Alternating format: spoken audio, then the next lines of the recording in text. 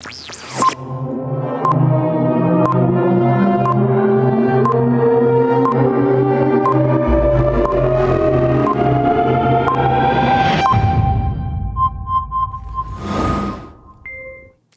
there. Good morning, everyone. Good morning, Harry. Welcome, welcome, Clay. I'm Carrie Sheffield here with Clay Aiken, back in the saddle. Yes. Has it been a while? It's been a minute. It's been a minute. Back from the holidays, back from all those warm weather vibes in North Carolina. No, there's more snow in North Carolina right now than there is here.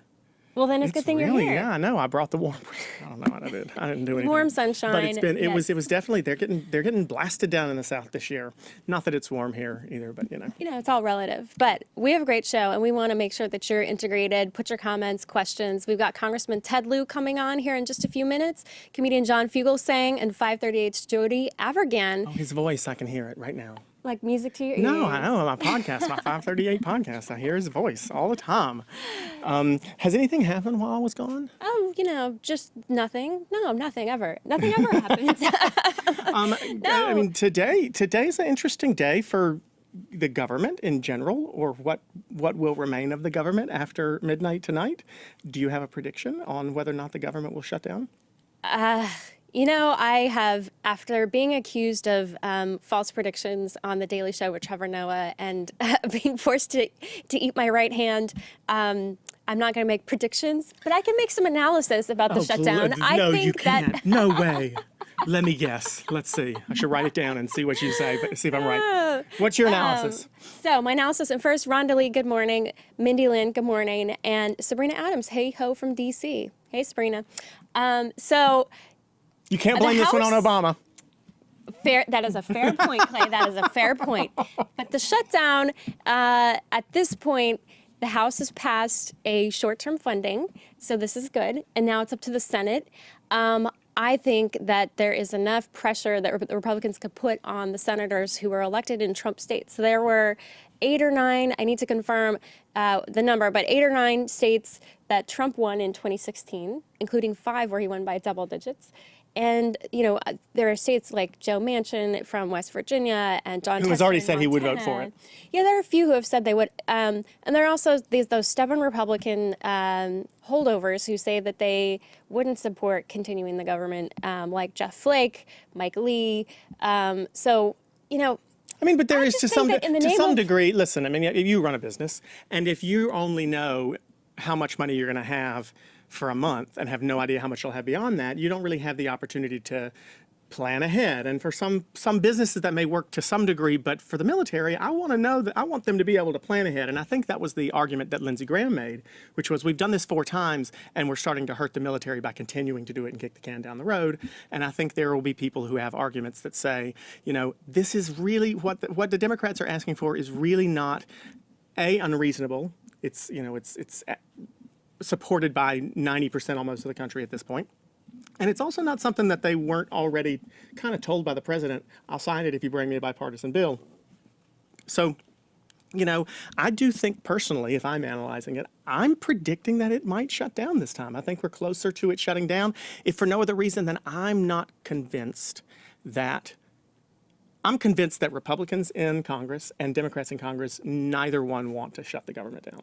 I'm not convinced that Donald Trump cares. I feel at this point the president we've seen him in the past to be someone who likes the brinkmanship thing. He likes to win. And when politics becomes about winning instead of doing what's right, whether you agree or not, when it becomes about winning, I think you... Yeah, I mean, okay, here's my issue with the DACA debate. I don't think it should be tied to the budget discussion. I think they're unrelated points, and I don't think that it's really fair to try to conflate the two. That's something that bothers me.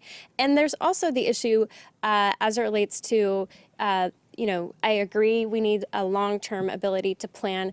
I think what will likely end up happening is that we'll just have, as they call it, a CR, a continuing resolution, which is, as a friend of mine said, you can't spell crisis without CR.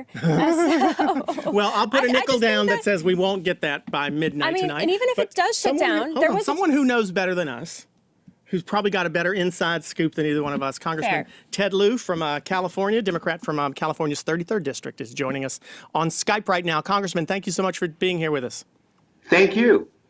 So we're sitting here talking, as is the rest of the country today, about the probability, the likelihood that the government will end up shutting down tonight after midnight when the deadline passes.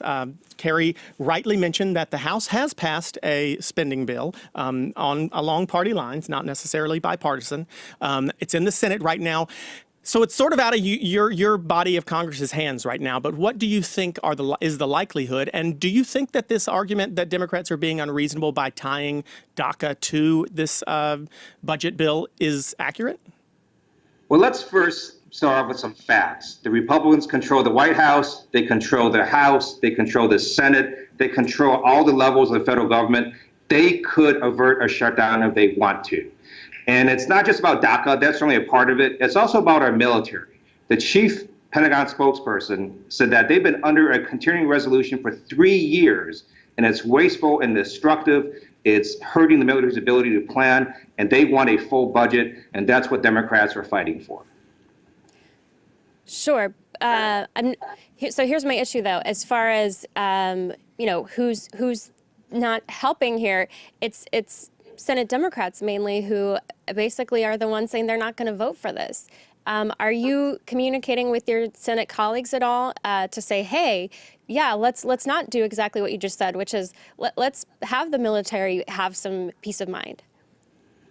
It's actually not just Senate Democrats. You have Senator Graham saying he's not voting for it. You have Senator Rounds, Republican senator, saying he's not voting for it. Senator Flake might not vote for it. So there's bipartisan opposition to these short-term CRs that last just a few weeks. Makes it very hard to run the military. We need a full budget that fully funds the military, also provides a pathway for dreamers. We need to make sure that there's a DACA fix, and we also need to make sure that we have other functions of government adequately funded. So I'm a proud Democrat who is in support of the belief that we need to tie DACA to this spending bill because we don't really have a promise otherwise that it'll ever get done. There are lots of people in the country, Kerry included, who want DACA to happen. I'm not claiming you want DACA to happen, but there are a lot of people in the country. DACA conversation. A lot of people in the country, but there are a lot of people in the country who want it to happen. 90% of the country believe that those immigrant children who brought here as immigrants should be allowed legal status. But there are still some of those folks who question the tactics behind why the Democrats or anyone might hold up a budget in order to get that passed. Can you explain to us what that logic is? Of course, right? Republicans control all of Congress. They control the White House. They could put a bill on the floor in both houses that would pass by a majority vote. It's the DREAM Act, and we would actually have a budget or a CR, and everyone would be happy. If we just all voted on what a majority of people would support in the Senate and the House, we would all go home, everything would be funded, and the DREAM Act would pass. It's really that simple. They control what shows up on the Senate floor, what shows up on the House floor. Democrats don't have a choice. We don't set their agenda. They could put a bill right now that will get a majority vote in the Senate as well as the House.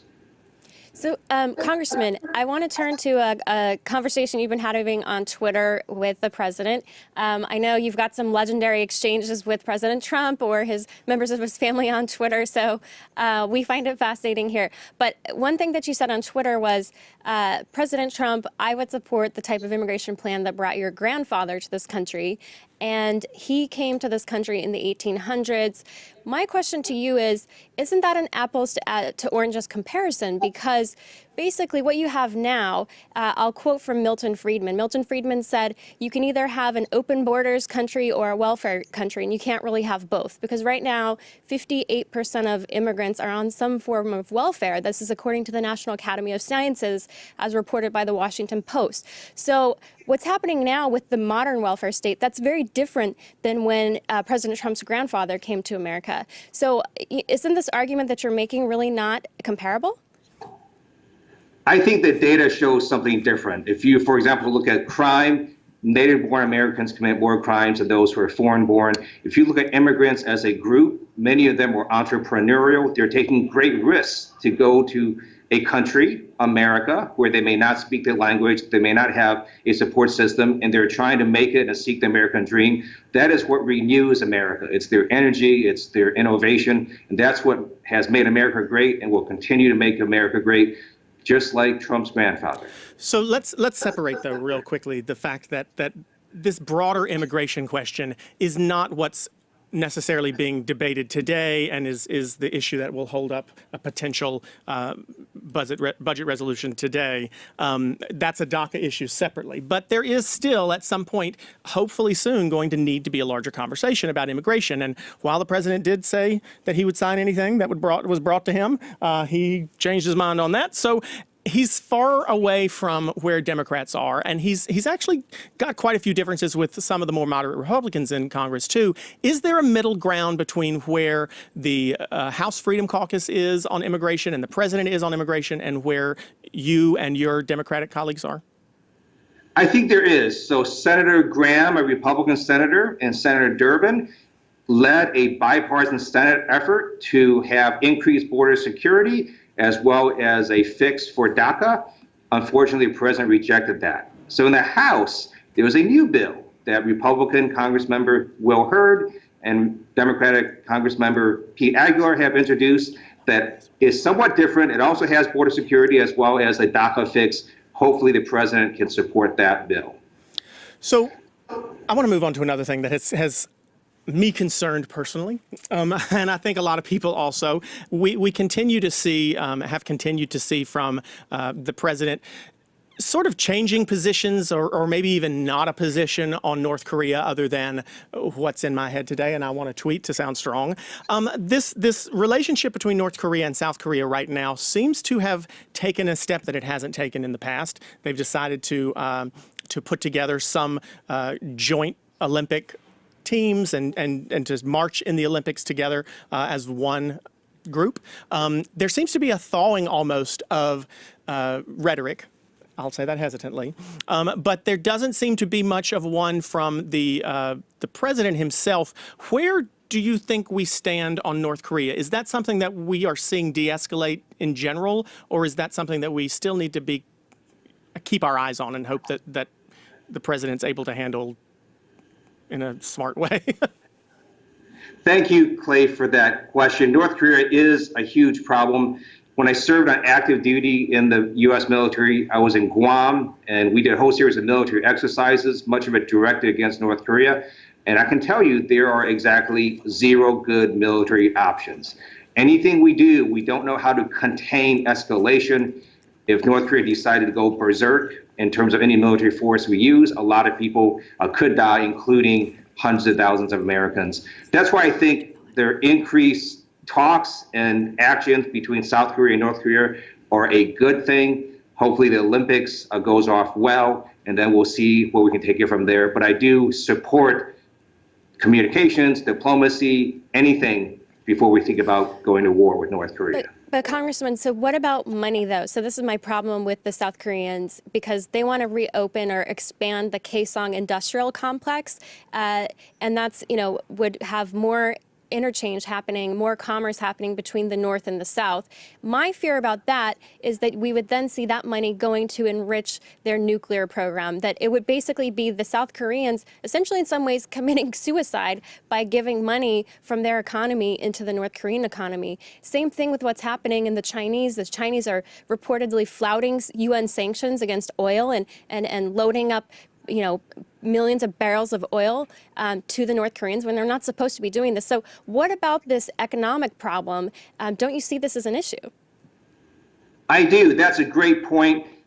The South Koreans, I think, learned a lesson when they tried to have increased economic cooperation with the North several years ago, and they ended up helping the North fund the nuclear weapons program. Hopefully South Korea doesn't repeat that same mistake. I think we also need to be tougher, not just on China, who has been violating sanctions, but also on Russia, who's also been violating sanctions.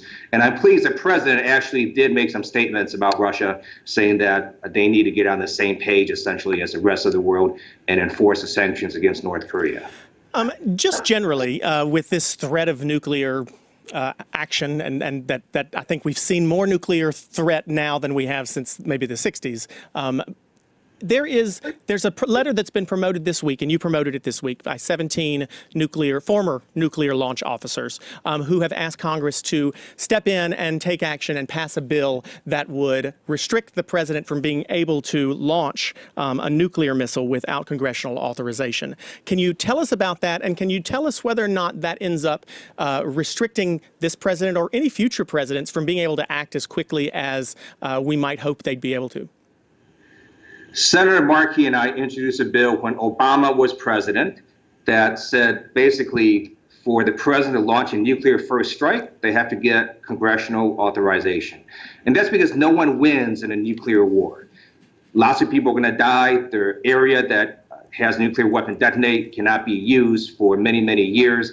And it really is something that we need to prevent, especially a nuclear war on the Korean Peninsula. Not only would lots of South Koreans and North Koreans die, but also, again, hundreds of thousands of Americans potentially could die. And one more very important point. If the U.S., for example, were to launch nuclear missiles at North Korea, you've got Russia and China there watching this, and you don't know how they're going to react. And at this point, Russia and China could annihilate the U.S. if there's a fatal miscalculation. And that's why we want to make sure that if there's any use of nuclear weapons for a first strike, that Congress has to be involved. Well, but as we know, Congress has a hard time approving anything. So how would we have decisive leadership in the wake of the lack of a track record? I think it should be clear, and that's the question I was going to ask too, but if you're sorry. We should be clear, first of all, that this is about a first strike also, but that I think Carrie's question is very valid. That does hold up the president's hand if we're in the middle of a armed conflict and we feel like the next step should be some sort of nuclear attack. If Congress is going to be debating on it for another week, don't you feel like, Congress hadn't had a great history of not leaking what it's talking about. Don't you worry that as Congress debates for a week whether or not we're going to strike North Korea with a nuclear missile, that North Korea is going to strike us too? So, Carrie, that's a great point, and Clay is right. The legislation we have only applies to a premeditated nuclear first strike. It does not prevent the president or whether it's this president or a future president from responding if the U.S. is attacked first. Now, think about this issue. It is true that Congress often does take a while to debate, but if we were in fact to authorize a nuclear first strike on any country, think about the powerful signal that sends to that country. And so that is part of the point of the bill. And I could see Congress doing that if, in fact, we saw North Korea take some dramatic actions. I got to tell you, I feel like if I was the other country and I heard that you were talking about it, I'd just be like, well, hell, I'm going to shoot them. I just feel like that would be what my concern would be. But I think it's a very important discussion to have, and I'm glad it's being talked about, and maybe there is a different way to go about it. Maybe that's the way to go about it. But it's certainly something that I think, need as a country to be paying attention to, because this nuclear threat is something that concerns me, and I think it concerns Americans across the political spectrum. Well, and actually, I want to know legally, because this has been an ongoing thing about, just authority and a legislative versus executive branch, where Congress actually is the one that has the power to declare war. Well, we're going to have to bring you back, Congressman, to talk about that. We appreciate it. We've taken your time up a lot, and I appreciate you being here. But we got to talk about that question because that's one of Carrie's favorite topics. So if you'd come back, we'd love it. Congressman Ted Lieu, California, 33rd District. Thanks so much for being with us. Thank you. Girl, you'll get going down your rabbit holes now, won't you? No, it's not a rabbit hole. It's very relevant. No, it is. But I do think that we have to. I do think that's something that does concern me. Maybe there's that power is vested in a group like the Joint Chiefs that have to agree to do it. I would worry less about the immediacy of action and more about the public awareness of what Congress is doing, and the fact that if you've got 535 people and their staffs having a discussion about, okay, are we going to let them do it? Are we going to not let them do it? Let them do it? Not let them do it? I'm sorry. If I'm Kim Jong-un, I'm like, oh, there's a chance they might shoot me. Yeah. I'm going to do it. So yeah, no, if I were them, I'd be rejoicing at that type of bill. So we're going to move on to our Well, I was going to say we move on to something slightly less stressful, but let's be honest. No. Every topic we do is stressful. Everything is. We're going to move on to our change.org segment. We are thrilled to have Alicé Anil here with us again, and Teddy Kupfer's here back with us too. Y'all love us. We love you. No, we love change.org. If you don't know change.org, it's the world's largest civic organizing platform, and its mission is to empower individuals everywhere to create the change they want to see in the world.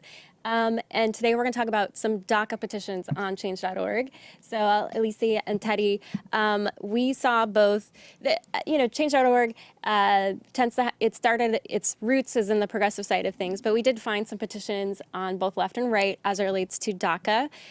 So there were multiple petitions, throughout 2016, 2017, and now 2018 saying, preserve DACA, preserve DACA. Why do you think there's such a groundswell around DACA on platforms like change.org and elsewhere? Alicé. For me, it's funny enough, it possibly should be one of the least controversial issues that we can talk about today, and overwhelmingly the American people do support protection for those that came here when they were children, which is what DACA does. So I think you have seen the media do a good job at really personalizing this issue, at highlighting the people that really came here as children and see themselves as Americans and identify themselves as Americans, and the kind of unfairness of taking away the possibility of them, living the American dream. So it is a very visceral and emotional issue that people can get behind, which is what change.org is all about. So I think it has connected to people in a more emotional way than, some other issues, I would say. Alicé's right. I mean, there are not many topics where there is an almost 90-10 split. There are very few topics that I think we've ever talked about that 90% of the country loves Betty White, probably, and that's that and DACA. Those are the only two things. Teddy, how much is the energy on change.org, or the energy within these petition type things? Is it equal? Does it look like the country? I think it doesn't necessarily look like the country. One of the reasons Donald Trump was elected president is because the Republican Party had kind of moved to the left a little bit on immigration over the years. In 2013, you had the Gang of Eight bill, which would have paired legal protections for illegal immigrants, essentially an amnesty, with border security measures. And a lot of the Republican constituents, people who live in Pennsylvania, people who live in Ohio, people who live in Wisconsin, were not okay with that bill. So I agree with Alicé. I think DACA is a very important thing to pass, but it doesn't necessarily happen in isolation. One of the conservative talking points here that I think is true is that a fix for DACA, a fix for these people who identify as Americans to allow them to become citizens, has downstream consequences for immigration at the border. So I think the petitions do not necessarily represent American opinion on the subject, but I still think they're important, and I agree with their message. Alicé, there's 90%, 10%. I just keep coming back to that. But within that 90% who do support DACA, there is still a split. Some believe that 90% of people believe that this population of people who were brought here through no fault of their own should be allowed to stay. There is a section of that who believe that they should be allowed a pathway to citizenship. There is a segment of that population that believes they should be given permanent status. There's a segment of that population too that says, you know what, let's just let them stay here legally. We don't need to let them be permanent residents either. But what's the sort of groundswell movement? Do people just not break really it down difficult. into that small? Exactly. For me, just as a leftist, that's very difficult to swallow, the fact that we do feel the need to particularly distinguish these groups of people from their parents, for example, because I've read and I've spoken to people that said, listen, of course it's important to protect, students and protect people that came here as children, but you're also throwing our parents, you want to deport our parents, and that's not okay either. So for me, I agree with the Democrats in the sense that there needs to be comprehensive immigration reform, but I'm looking, and I don't know if this exists currently in the American system. Carrie, maybe you could point to this within the Republican Party, where there is a humanistic version of immigration reform that does even give, a pathway to citizenship to some I know there people. was the secondary program, the DACA was Deferred Action on Childhood Arrivals, and DAPA is the parental arrivals. So that was something that Obama was looking at as well, the parents and the children. But I think I just have talked to so many Latino immigrants or family members of immigrants who became citizens over time in the legal way. I'm one of those, and so, actually. Right. Yeah. And I think that for a lot of them, they say that this strikes to the heart of fairness, that, their parents waited and they did it the right way. They did it legally. And that's part of why Trump was elected, was that a lot of people were saying, we should be indifferent about legal versus illegal status. And, as far as DACA is concerned, I understand and I agree with a lot of immigrants who have come here legally to say, hey, this isn't really fair to let them cut to the beginning of the line. I'm not saying that they shouldn't be allowed in the line. I just think it raises the issue of fairness. I think the key point with the DACA people is that they were brought here through no fault of their own. And so they identify as Americans. And I think to say, okay, you can remain in the country legally but not become citizens is actually toxic for the body politic. I think we want people who identify as citizens to be allowed to become citizens. But the problem is we have a massive entitlement state, right? So we have like Medicare and we have Medicaid and we have these programs like Social Security.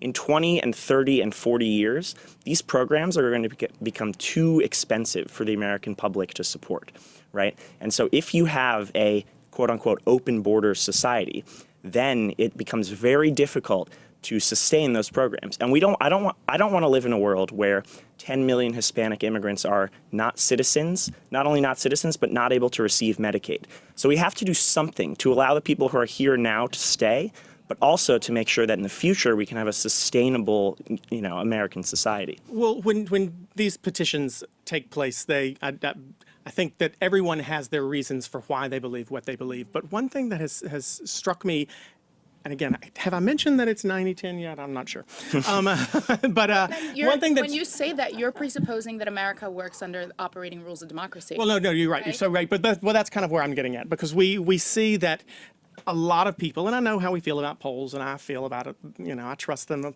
most of the time, but not always. But 90% of Americans believe this. That said, Trump still has a base of support of about 35% of the country. And I mean, math, I'm not good at it, but I'm pretty sure that means that there are quite a few people who are Trump supporters who still believe that DACA is something that's important. Why isn't it affecting his base at all? Why is this not an issue that is making a difference, do you think?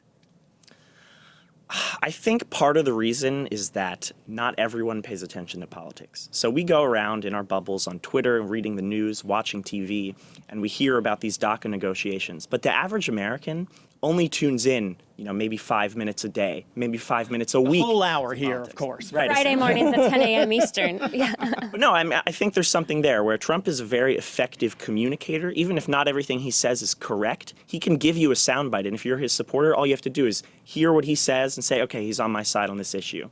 But for this issue in particular, I feel like, and this points to something that Carrie said, I feel like people just don't understand what the rules for immigrating to America are. For instance, when my mother applied, I was 10 years old when I came to America, she applied for a visa for me, I was rejected, right? And then, there was this whole long process, and then ultimately we came, she married an American, and et cetera, et cetera. I know a number of people that are here that came through undocumented means because they were simply not able to get here legally. Most of the people that we're seeing that are undocumented immigrants that Americans say, oh, why don't they come here legally? They cannot come here legally. They would be rejected because they don't meet a certain threshold. Right? So there is no legal means for many of the people that need it the most to come here. America is not welcoming to them as much as it likes to think that it is. And so one of the questions I think you have to ask yourself is, what is the purpose of our immigration policy? Are we trying to have an immigration policy that benefits people all over the world who want to come here? Or would we rather have a policy that benefits people who are here already? I think it's possible to create a win-win, but that's part of a bigger discussion. Well, yeah, no, that's true. No, that's, well, and that's... Big question. So I want to bring up one of the Change.org petitions that is coming from the right side of things that says we don't want DACA, or it says to stop DACA because it needs to...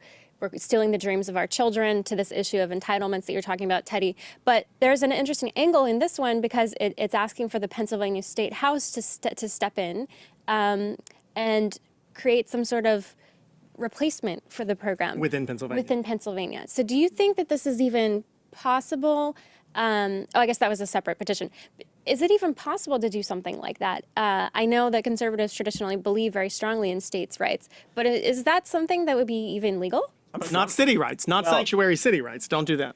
I'm from Pennsylvania, and I had not seen a petition. I don't think that's a good idea. I think federalism is important in some cases. I think immigration policy, we don't have a a country where people are not allowed to move from state to state, right? We don't want to create a world where you're legal in Pennsylvania, you're illegal in Maryland. So I don't know if I would sign that petition. Alicé, I probably wouldn't either. But what do you think? I mean, it's a valid point. It's funny because you're a very reasonable sounding conservative. It's or maybe let's take out sounding. He doesn't just sound that way. He is. That's what I mean. But I mean, it's. Why aren't you in Congress? It's great that we're having this discussion because I feel like when you look at the dominant narrative in the media, when you're just looking at sound bites, this is not the norm. Yeah. And of course, because people that are very sensationalist and tend to espouse extremist views get most of the headline time. It's a very fraught issue. One of the reasons why Trump is president. But we're going to let you two. We're going to let Teddy. We're going to let Teddy launch his campaign, and Alicé's going to maybe I'll be manage him. This is the Left future and right. of bipartisanship. There you go. You guys come back and bring the love And again then Bold can for us, sponsor please. our Yes. Alicé and Teddy, thank you so much for being with us. Thank you to Change.org again for what they're doing. Well, look at that. You got exactly what you wanted in life. You got a little bit of bipartisan love over there. I know. It's and same with Congressman Ted Lieu. He and I had a moment where we both agreed on the Korean issue. On economic sanctions and things. That's Look ridiculous. this is all just happening. All what she wants. Magic. And you know what I think is also interesting is that a lot of times it's not about, I have discussions with friends of mine who say, oh, you're actually really moderate. And I think, I'm not as moderate as you think I am.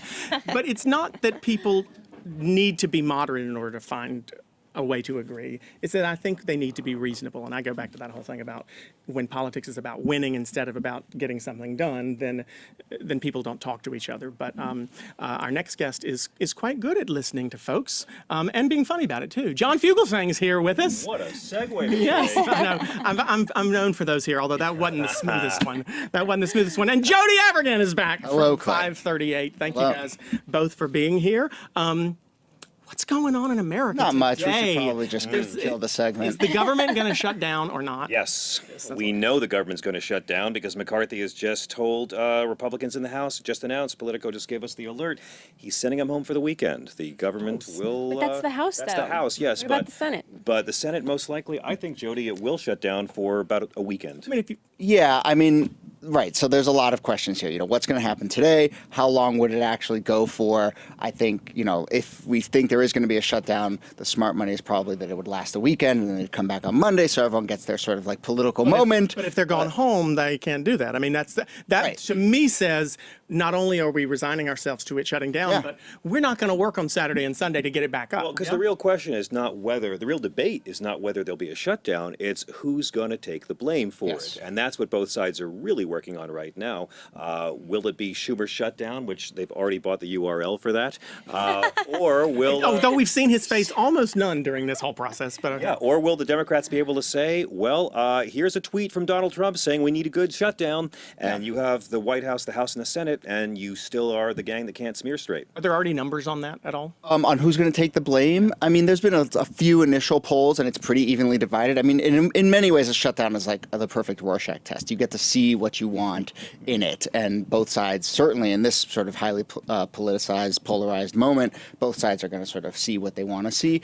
I think, at FiveThirtyEight, we've been having some conversations about kind of what kind of context can we add, looking at past shutdowns.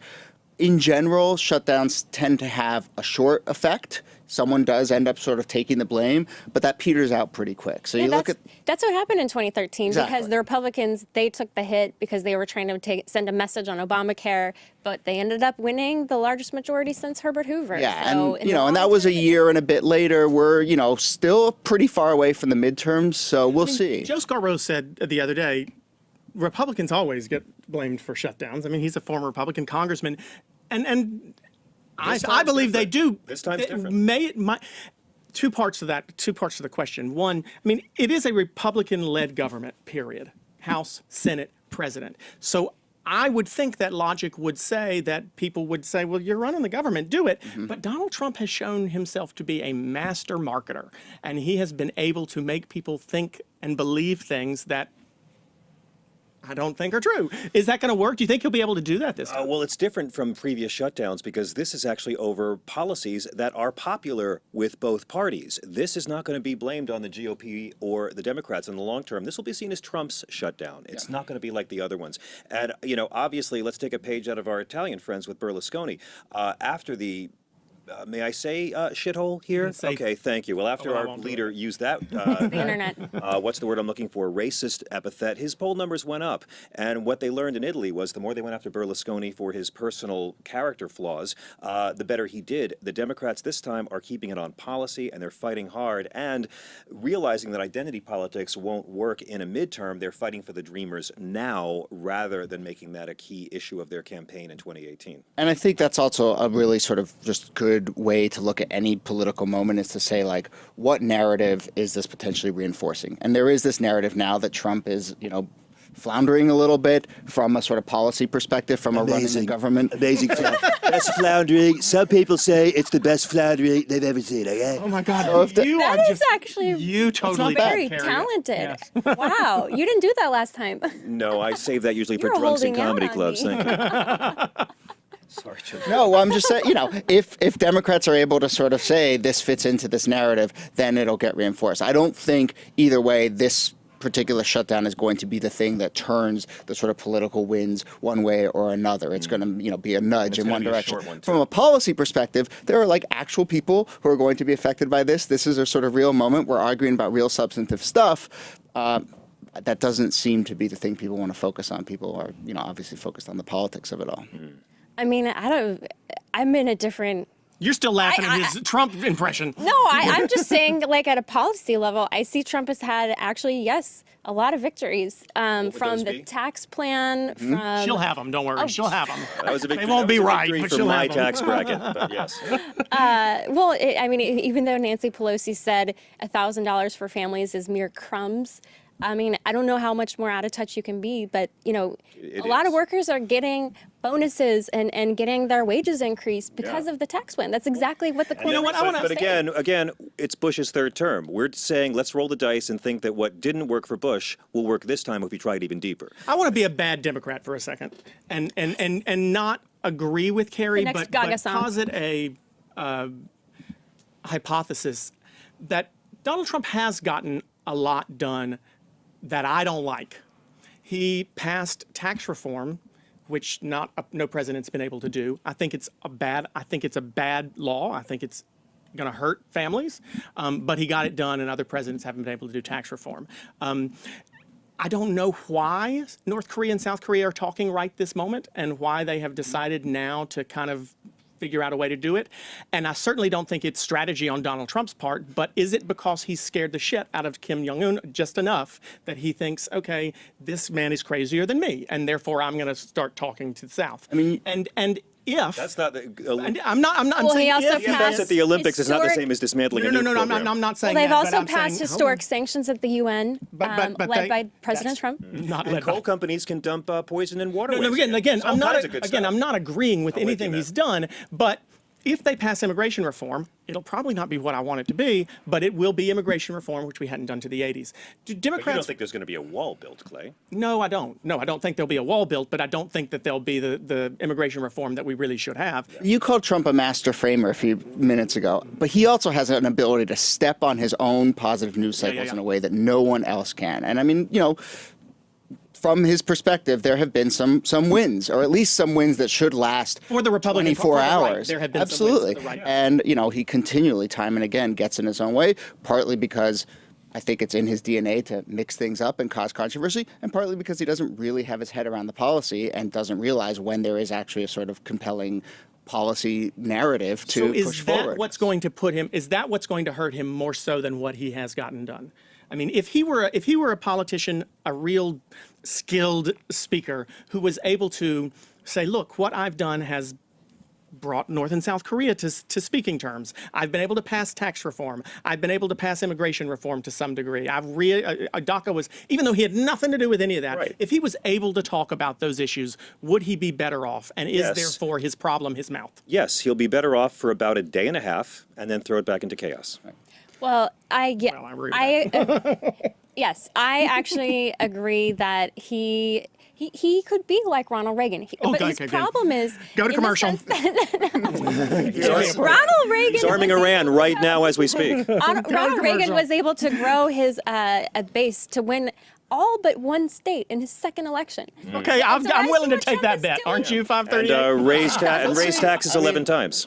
Approval ratings dip very far down. They maybe not this far down this early, but they do often come back. And I mean, I think that's certainly there. But the real issue is Trump is obsessed and seems to be best equipped to talk to, his quote unquote base. That is not enough to get him reelected. But as a white supremacist, I'm deeply proud and moved. And I'm not, I know that was a joke, but I see your point too. Yeah, and what we learned this week was after the president's health exam came out is that Robert Mueller's actually in a race with Trump's arteries. So it's to go any which way. Lord, and for 71, he should probably stop eating so much McDonald's, but then again, I can't talk either. High LDL cholesterol and on Crestor. Keep eating that KFC. Hey, okay, y'all two come. Let's talk about health. Oh, we threw up there. Let's talk about health next time. I wanted to get to Me Too, but I don't know if we'll be able to have time to. Too much. Matt Damon decided to take the step that Donald Trump didn't take, and he said he was going to shut his mouth. Yeah. He got in some trouble back in December because of the way he framed his response to some of the Me Too movement stuff, some of the accusations that were coming out. And he just tweeted recently, you know what, I'm just going to stop talking for a while. Is that what needs to happen? I mean, here we are, three men talking about this with Carrie. Do men really have a place in the discussion to have that much opinion? Is it right for him to shut up? I think that men should be part of the conversation. I think Matt Damon should be able to, because I don't think what he said was that bad. He basically said there are a lot of good men and we shouldn't paint with such a broad stroke. I actually agree with that. And I think that the only way to get men to behave well and to be part of the conversation is to welcome them to the conversation and not demonize them, in my opinion. Nobody had said that all men were bad. And I think why that's would why he be got some thrown heat under for the it. bus by saying that there are actually good men? Because I think we all know that. Are there people who are just too excited to have such short triggers, though, right now, that they want to attack everything? Look, what is the one thing that progressives and conservatives most have in common? An addiction to umbrage. Yeah. What do people love more in this country than getting offended at something? Yeah. So, yeah, that's going to happen all the time. And again, forgotten in 2 days. I mean, I think shutting up is often the right answer in general. But I also think there's a lot of hand-wringing right now about how this conversation is playing out that feels like not useful. Like, let's have the conversation, not a conversation about the conversation. And I mean, in many ways, the fact that it's messy and people say the wrong thing and then have to walk it back and so forth, like that's how progress gets made. That's what an actual conversation looks like. And I just don't think we should sort of freak out when people make mistakes. People have to walk stuff back. People get shamed. People lose their jobs. People move forward. Like that is how you inch things forward. There is a backlash to the backlash in progress right now. But at the end of the day, we need Me Too because so many guys keep saying, who, me? So I do think that as ugly as it gets, good will come from this. What I'm concerned about is, will it trickle down to the average American workplace? The number one field for sexual harassment complaints is food services. So until we see, the fry cook is afraid to grope the cashier, this is still a celebrity story. Yeah, we talk about that a lot because, if there's this front page risk, then maybe a man in power at a very high level would be afraid. But there's not going to be a story about the manager of Hardee's. Right, and that's where I think that the cultural reform among men is that's where everyday men from every walk of life, in my opinion, that's where they could step up and they could say, this is something that has to, it's not just something we see on TV with a reality star or with a journalist. It's me. It's the guy in the cubicle next to me. It's the guy in the whatever occupation you're in. It's all of us. We're gonna let the woman have the last word on that because we gotta go. Okay. But you two, I was not here last time you were here, It's so John. nice to So see you. please Happy come back. birthday, It's good of to see you course. again. Thank you. And Carrie, Jody, you know I love always. you. Yeah. So please come back, John Fugelsang. And bring that Donald Trump impersonation. Listen, I'll come back and mansplain Me Too anytime. You can see John on Page 6 TV. Yes. And you Just can hear renewed for a second you can hear Jody on the 538 Politics podcast. Basically the same show. Yes, pretty much exactly the same. Thank you guys very much for being here. Come back Thank again. you. I love having them here. I know you love them. I know, I'm That's very why we excited. I have was them. not here when John was here last I time. know. And it's very fun to have him. You were missed. Yes. Because you guys have a bromance. Well, a little bit. We'll move on to a segment that you're sort of pumped about, as am I. I mean, I'm pumped about it too, but you're kind of excited about it. We'll kind of keep our Me Too movement discussion going on. We got Heather Monahan here. She's the founder of Boss in Heels, and it's a women's lifestyle brand. Yes. But I mean, it's all about empowering women as well, because you do a lot of motivational content also. Yes. Thank you very much for being here. Thanks for having So me. we were just talking about Me Too. It's in the news. It's stayed in the news. We think it. I'm glad it has stayed in the news. I'm impressed and surprised. Are there places where, well, I'll ask you the same thing we were talking to the last guest about. Are there places where things that men really need to be doing in order to kind of make sure that they're supporting women? What's the right way to do it? What's the wrong way to do it? You know, it hasn't been done in the past, obviously. You know, this is sort of a shameful topic, is the way that I see it. You know, it happened to the majority of us women that we would see sexual harassment in the workplace. We would be harassed and no one would speak about it. So having that support of another member of your team and a man actually stand up and say, you know what, that's wrong, or comment about it, instead of cooperating or turning a blind eye, which I think has happened the majority of the time. It doesn't have to be something massive to say, hey, that's just not right. That's not cool. You don't talk to somebody like that. And I don't see that happen ever. Yeah, so for men, I mean, Trump and other people have said there's locker room talk. How can we as a culture, you know, because I'm going to say this as the conservative who has been talking about this and being raised Mormon, where it's just a very, very conservative society where you couldn't say things. You should, and then there's sort of this feeling that if you speak out against that type of language, you're perceived as prudish. That you've got something stuck up you. That you're a naive. That you're not a very sophisticated person because you're saying, hey, this isn't okay. So where in Hollywood is the acknowledgement that there has been this culture that's been accepting and tolerating, and even making films, laughing about this sort of behavior, integrating it into the films, integrating it into television, normalizing this sort of language? This is where I see the locker room disconnect. talk, you mean? Yeah, the locker room talk is normal. Like so yeah, President Trump, when he said this was locker room talk, he was right, because our culture for the last 50 years has been embracing this sort of culture. It's systemic, and as you said, it's part of pop culture. When it's a part of a movie that people are, and there's an outpouring and excitement around these topics previous to the Me Too movement. I think that this really has shifted things, and a big part of it, to go beyond just Hollywood, is what does that support look like in your regular community? Are women rising up to help other women? Are men coming to the table to say, what can I do to be a part of this, and change that conversation? Because until it goes beyond Hollywood, as you guys were just talking about in your prior segment, you know, until it goes beyond that, it's just an isolated topic and incident, and we as women need to support one another and come together as a community so that people feel confident to speak up about something. Because even with the Time's Up campaign, which I think is fantastic, and there's going to be resources there to help people, if you're a young girl in a situation where you're being harassed by your boss, to have the courage to stand up and go after that money and those resources, to have the courage to raise your hand and say, I don't like being treated like this. And you know what? There's a big chance I'm going to be called out as prudish and, you know, I'm going to get blackballed in my industry. Are you willing to risk everything at that point in time? I wasn't when I was in my early 20s. I ended up quitting my job at the time when I got harassed because I knew I couldn't take on town hall. There was no chance I was going to win in my mind. In my opinion, it wasn't going to be socially acceptable. So instead, what I did was I gathered all the information, I tracked everything that was happening to me, and I gave it to the owner of the company. And I said, here you go. And he said, you're suing me? I said, no, I'm leaving. I can't work in an environment like this. But that environment did not change.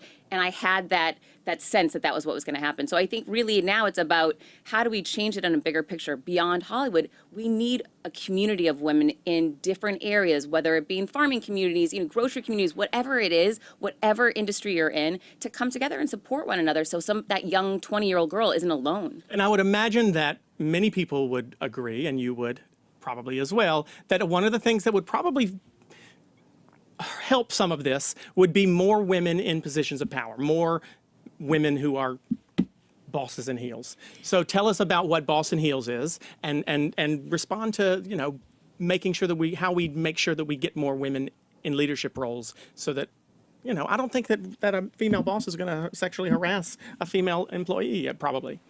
I want to respond to both of your questions in regards to what is boss and heels, what does that mean, and Yeah. who are It's a boss double and thing, heels, sorry. but also, about women in leadership positions, because I have an interesting response for you on that that's going to surprise you.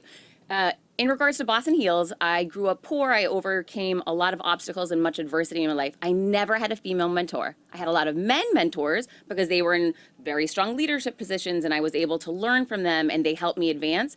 But it was different than having a woman to speak to because these guys weren't as concerned with, having a family, and some of the challenges are things that a woman looked forward to. So for me, I always wanted to be able to be that person I didn't have when I was younger. And as I mentored women through business, I realized this is great that I can help one person, but if I can scale this and share this information, which to me is so obvious and readily available, but to other people, it's not accessible to them yet. So that's why I created Boss and Heels. And to me, Boss and Heels is about being whoever you are, unique in your talents, your specifics, whether that means rocking heels that day or not, or being a man and, and bring your own flavor to the workplace, but just being your own unique self and being proud of that and using that superpower that you have to leverage yourself to advance in the workplace, not just for women.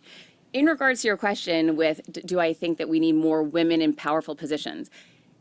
Yes, but I've also had a very negative experience with a woman in a leadership position. I had to report to a woman, and I'll tell you, there is not always, rose-colored glasses in those situations. Because unfortunately, my experience has been that because of a lack of confidence, sometimes insecurity with some women, and a fear and a control to want to hang on to their position, they will sometimes push women down. So there's an interesting dynamic, and that all goes back to me, it's all about bullying and harassment, whether it be sexual in nature or non-sexual in nature. How do we find out more about Boss and Heels? Oh my gosh, go to my website, Yes, please. heathermonahan.com, or check me out Instagram, Facebook at Heather Monahan. We'll make sure there are links on our Facebook page and also on bold.global at somewhere. Yep, on the Heather website. Monahan, thank you so much for being with us. We appreciate it. Thank you. It's I've said before, I feel like I can say it again, and I like the fact that I get to say every week that we're still talking about it. Because it's something that, when it started when this Me Too movement started back, what was the Harvey Weinstein story came out in October, or November? Did you think that we'd still be talking about it? Well, it just kept happening. It was 3 like months later, though? It wasn't just him. It was Mark Halperin. It was Charlie Rose. Oh, yeah. It just kept snowballing. So that's why the story was But like live. John said, most of the Yeah. time they go away in 2 days, and this one has Yeah. not. And I think that's Yeah. promising. So No, I think it's good. And what she was saying, it really comes down to bullying, and you could see it on both, male and female behavior. Because I've had female bosses that were pretty insecure and felt threatened by a younger woman, and that's really sad to see. And I think that's part of the cultural reform that we have to see, not only from men, but from women too. I feel threatened by you sometimes. I'm kidding. I'm just totally joking. I'm totally joking. We'll move to our bookster segment now. This is a fun one. Nancy Yes. Silberkleit, sorry. I messed that one up.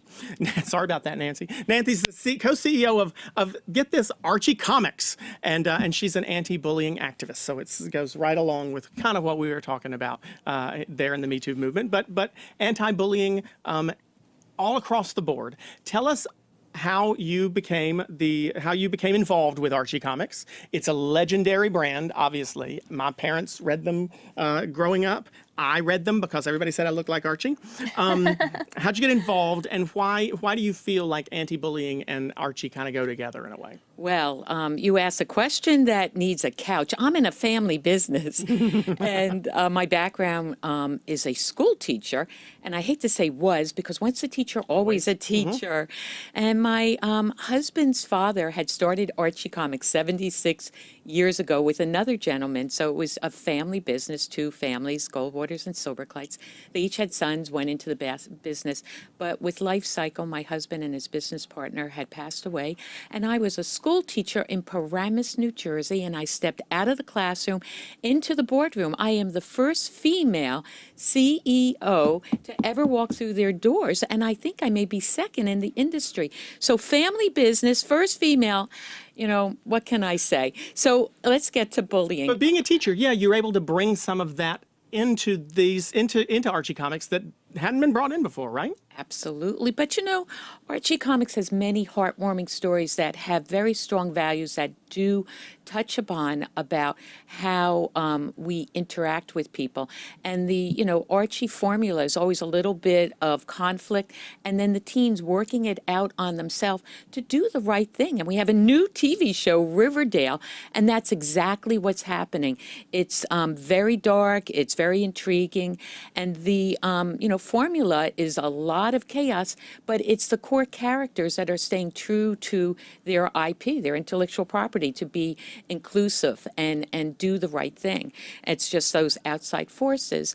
But when I came into Archie Comics, it was the power of graphic literacy that I feel can really make an impact on getting messages across that are difficult. And I feel the word bullying just may not be doing it. And I really commend you, Clay, on your national inclusion project. That word inclusion means the world to me, because that is what happens. When someone is bullied, it's isolation. So bringing awareness to what actually happens. And at Archie Comics, we just launched a new character, Scarlett, a young teen, beautiful young lady in Riverdale High. She is skilled at building, and she cherishes friendship. And she has, issues with trying to make friends. She reacts to things a little different, such as noise and light. Scarlett is what I say is neurodiverse. It is a new term that is trending. Neurodiverse, let your audience hear. To those who are on the spectrum, which is autism, which is what I'm talking about. So I am very proud that my talented team at Archie Comics has introduced Scarlett, because it is everyone wants a friend, everyone wants kindness, and you have done that with your project to, make that platform happen. Because when you have the awareness there, you're creating an understanding and appreciation on how similar we are, while at the same time valuing our differences. Right. And people who go to your project must walk away with a big smile. So my story with Scarlett is called Kindness Works. Well, and you have an op-ed that you wrote on our Bull.global website with that headline too, that kindness works. And that's what you're showing through Scarlett. You're walking younger people through, it's possible to be kind with someone who isn't the same as you. And I think that that's the important point that your op-ed made, which is that we all want the same thing. We all want love, compassion, belonging, but we're all so very different. So embracing what's different, but also what unites us, that's really what we need right now in this country. Why do you think kids learn more, are able to learn more about these issues like this through something like comic books, more so than maybe other mediums? Well, just not children, but people. Right. It's the platform of graphic literacy that comes with just a little bit of text.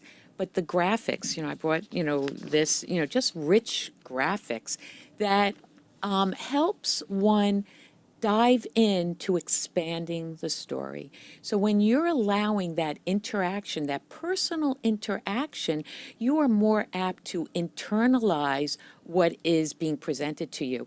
No one wants to be lectured to, and you get pamphlets, but when you give someone an opportunity, because today's society, they want to be involved in your brand. They want to have something to say, and all brands are being, socially responsible, getting into what matters for people. So that's what a comic book allows, for someone to be part of it, expand the story. You talked about National Inclusion Project, and I appreciate the plug. Thank you very much. But you have a foundation too.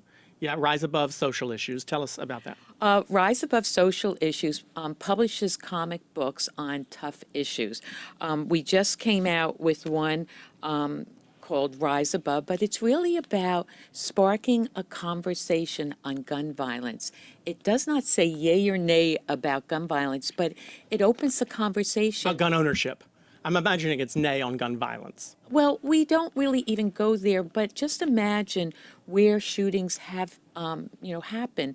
There must be a lot of young people there scared and afraid to speak about it. So this sparks conversation. And again, I said it earlier, and thank you for having me on twice this week. Oh, yeah, Nancy was on our Bold this Business show. Archie Comics was always known to be one's first reading experience. Today, Archie Comics and graphic literacy is to have the experience of conversation.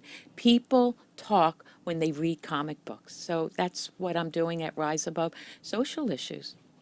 Well, and it's really is the power of storytelling, and that's something that I have always been very passionate about the power of stories, because yes, you could talk about policies, you could talk about white papers, you could talk about academic studies up, till the cows come home, but for a lot of people, they're going to tune out. So the power of storytelling and storytelling visually, it's very compelling. So we Are love there what you're issues doing. you want to get to? Are there things that you want to talk about next? What are the issues that you have on the horizon? There's so much. I want to do one on asthma, obesity, diabetes. It's just sky's the limit. But what I wanted to say when you mentioned stories change hearts.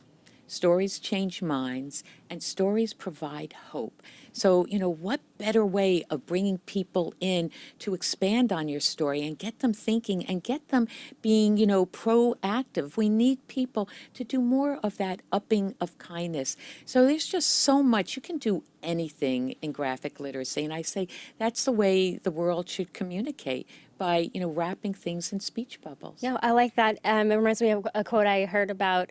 Fairy tales are not to let children know that dragons exist. It's so that they know that dragons can be defeated. Oh. Isn't that Yes. This is such a love that. Well, Archie Comics doesn't need an introduction, like I said, but it's It's great that it's not just comics anymore. It's not just Archie Comics anymore. You've got several different brands. The website for Archie Comics, where people can find that. Find all their stuff? Well, kindness works. You can get that through contacting me, Nancy, at Archie Comics with an S at Gmail. Rather than doing mass distribution, I wanted to reach out to the people. I love connecting with our fans. But with, the Archie Comics brand, it's at the, Archie Comics website. You can get Archie Comics digital. You can get it in the mailbox. You can get it on the newsstands. And when can people see Riverdale? When can people see Riverdale? The CW channel. And we're also on Netflix. First season on Netflix. Second season is... It's done pretty well on Netflix, too, because it pops up on my thing. And it's on airplanes. I'm on airplanes. It's all over. And everyone's talking about it. It's a thrilling experience. And to see our characters. I happened to go to Vancouver, where it was shot in a real diner, and they made it Pop's Diner. So I go in. There's people from Argentina, London, the Philippines. And I thought, wow, I'm here on a good week. And the owner says, no, it's like this all the time. People are coming to that diner to just do that Archie look and sit in the booth, take a picture. And it's been fantastic. Archie's been around for 70, how many years? 76. 76 years, and there's a reason for it, because it's able to teach us, inspire us, and to kind of keep up with the times too, which is an accomplishment, I would say. Nancy Silberkleit, thank you so much for being with us. We'll have you back when you have another issue that you want that you're doing with Rise Above Social Issue. Yes, I just may show up by accident next week, because that's what I'm doing here this week. So Nancy, thank you so much. Thank you. Thank you very much, and thank you as well for joining us. As always, you can tune in to Bold Business on Tuesdays at 9, and what? And we're going to have an announcement hopefully next week about Bold Life starting up. We will let you know. But make sure for this episode, you share it with your friends and keep the conversation going. I like to pop in on the comments even after the show, put some thoughts in. So please do that. Share the page on your Facebook page so your friends can see the show. Make sure to follow us on Twitter. We're Twitter, Bold Global Media. And also tune in on Snapchat, where you can get some extras behind the scenes, as well as on Instagram, Bold TV. And just come back and see us next Friday at 10. We'll see you then. Bye.